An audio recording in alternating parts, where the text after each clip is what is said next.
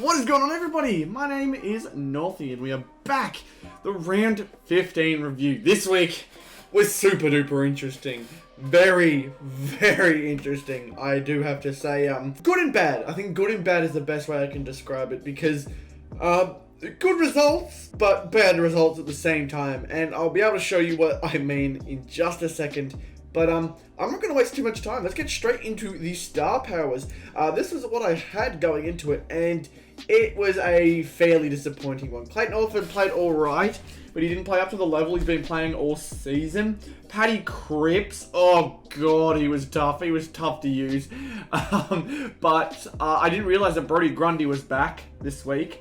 I thought he was out for a little longer, but no, Brodie Grundy was still in, and I could have used him. It would have been one of the best ones, but no, he ended up coming back. I didn't know it, and he had a great game. Paddy Cripps was pretty much the polar opposite. He had an alright game, 20 disposals. He did a little bit, I guess, but not what I really wanted. Like, he kicked a goal, did a little bit, but 61 points is really not that great. I also go to Hugh McCluggage. Hugh McCluggage had one of his most average games of the season. Oh man, this entire round was really tough. Joel Selwood, same with him. 38 points. Another average game from him. Same goes with Taron Thomas. All my regular players who did alright the week before had very average games. I think Paddy Cripps was the only difference, and even he had a horrible game. So it was just a very tough week all around for star powers. So much so that I actually almost got to 500. Thank God I still have my rank 96 for the season. I'm still in there, still in the top 100. But man, that week did not help me whatsoever. It was a very sad week for sure, 100%. But we go over now to top team. Top team, not bad this week. The top team was a lot better. I think we could have done really well here. Everyone had a good game. Max Gawn, probably our weakest performer, but still pretty decent. Rory Laird played well. Luke Miller played well, and Marcus Bontempelli was the forward of the round, so I couldn't have had a better choice than him. I think, as it said at the front, it was Tom Mitchell, Lachie Whitfield, and Brodie Grundy were the best ones. Again, if I had Grundy, maybe we'd have a few different results here. But yes, we go to top 4. Rank 105, not below 3 figures, but very close to it.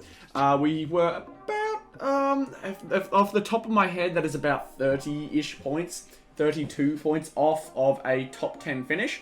So a little bit frustrating here and there for a few places, but I mean, top 4 is by far the hardest. Even if I switched up Max Gawn to Brodie Grundy, maybe I would have made it. Maybe I would have just made it in, but it still would have been very close. That in itself was only 28, and to make it into the top here, I would have had to get, I think 32. So I would have been 4 points off a top 10, which would just be agonizing.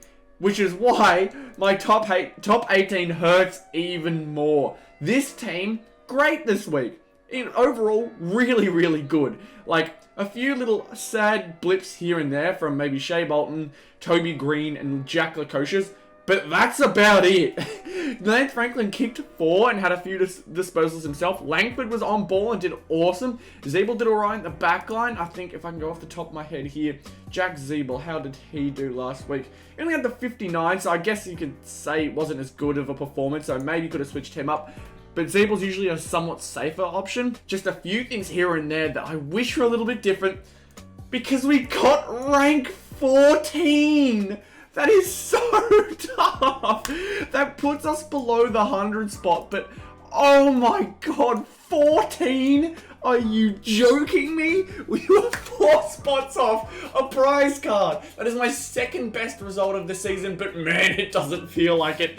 It does not feel like it at all. Just a very frustrating way for it to go. Again, just a few changes I would have made. Maybe Jack Lukosius, he had a pretty game, wasn't the best one. But look at how many in the top 5 that we had. Like, you probably couldn't really predict those other two if we're looking at them in general. We go to last round, we had Braden Maynard, Jacob Wiedering, and Brad Shepherd. So we try and look for them here in the average. Braden Maynard at 17. Jack Lukosius is 2 spots below him. Like, you can understand why I was so shocked. Like, All I needed was 9 extra points. 9 extra points from any person here would have gotten me over the line. And that's how it went. Just so close, so frustrating as well. I needed that top 10 so bad, and when I saw 14, I wanted to cry. Again, it could have been changed if I went with Grundy instead of Max Gorn. Like, just simple things here and there. If I went with Max Gorn and got that 28 points, that would have put me over the 1500 mark, and it would have put me at around 7th, which it would have been tied for my best. It's just so sad to see a 14th. A 14th, man. That's probably going to be... It's probably going to be pretty similar to this for my next game. I'm probably going to change up the Koshas. He'll probably have a great game now that I say that, but just a few players here that could... I could change up with. I'm maybe even a bit more comfortable doing. Like Daniel Rich. I may even change him up with it, so I may put Daniel Rich in there. But yeah, just a really tough way to go. I definitely wish it was better. I wish it went better, but I mean, you can't really say I had a poor performance for the most part. I got the top 2 players in the forward line for this week.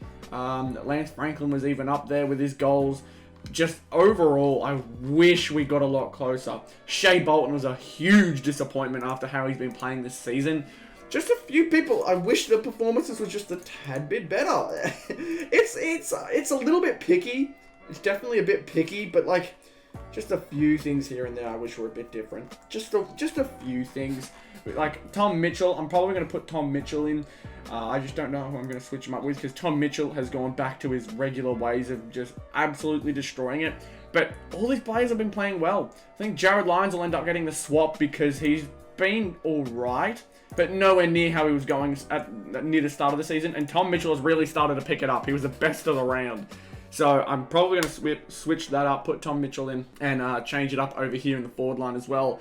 Probably just switch a few people in who I think are on a bit of a roll. But we'll see what happens, because, man, it was very tough to watch. It was very tough to see that 14 show up. I just hope it's a bit different next week. I really do. But we go to tips over here. We can actually see our scores. Yeah, when there's a full round going on, I'm not too good. My tips have been poor almost all season except for the round of 5. That was probably the best one we've had, and really I think a lot of people could have gotten 5 out of 5, but 8 out of 9 here, just a few that have been good. The rest have been really poor for the most part, but 4 out of 9 again. Thought Geelong were going to take it. Brisbane was surprisingly good against them. Geelong have been on a roll, so seeing them get beat by 44 was almost honestly a shock. I can't trust Carlton. I really can't. I think they're just my enemy this season. I don't know what it is, but every time I tip against Carlton or tip with Carlton, they let me down. I thought Collingwood were going to knock off Fremantle, and they had a chance to do it, but unfortunately that didn't go my way. I was pretty confident with the Melbourne Essendon pick. It did work, but oh man. Screw GWS. That's all I can say. I mean, I could also say screw the Hawks, but GWS are the biggest perpetrators. They somehow tied against us, but then lost to the Hawks. No worries. Thank you, Giants. Thank you so much. Thank God my 1 week where I tipped North Melbourne, I was correct. I finally got a North Melbourne tip correct. We did it. But yeah, I thought if there was any week for North Melbourne to go out there and win a game and it being against Gold Coast, and we did it. I'm very happy with that. I think a lot of people would have gotten this one wrong, the Richmond versus St Kilda tip, because like, who could have guessed that Richmond would have scored 2 goals in a full game at this point against the Saints as well? Like, the Saints didn't even play incredibly well. You just didn't use any of your opportunities. You had 12 scoring shots. I can't remember how many the Saints had. They probably had just a tad bit more. But, oh man, I can't tell you how frustrating it was to watch Saints somehow get that victory they needed. The Hawks beat the Giants after we drew with them. The Giants just make me angry, man. They just make me very angry. But yeah, Port Adelaide came away winners against the Swans. And no crowds for the West Coast Eagles made it a little bit more of a confident pick for me. The Dogs won 98-43. A huge game from the Dogs. A big statement win. Because on a level playing surface, we know that the Dogs are a legitimate team. Obviously, everything changes up when you go into the whole, home ground advantage, having fans in the stands, all that kind of stuff. But the Dogs, they did really, really well. And hopefully we will see some good stuff for round 16. A few obvious tips off the top of my head, but I won't do them just yet. I'll save them for the Friday, I think. That's when the games start this time. They started on Thursday, and I didn't do my video until Friday. Thankfully, I got the tips in time when I realized there was a game. Yeah, I'm hoping that a few tips will go my way in terms of, just judgment. I think judgment tips. I hope a few things go my way. But I'm interested to see where the upsets come this week. I really am. But I hope you all enjoyed this video. Once again, if you enjoyed them, be sure to leave a like on them. And subscribe to the channel if you enjoy the content around here as well. Everything is very, very much appreciated. I'm trying my best to do as much as I can in my spare time with this stuff. I do enjoy the hobby of YouTube and, cards and all that. So it's a lot of fun, so I'm trying my best to level it all out, both financially and in terms of, just real life responsibilities and stuff like that. So I'm trying my best, but I appreciate every single one of you who tune in and appreciate the content and support it as well. It's all very much appreciated. So, thank you so much for watching, and I'll see you all in the next one. Goodbye.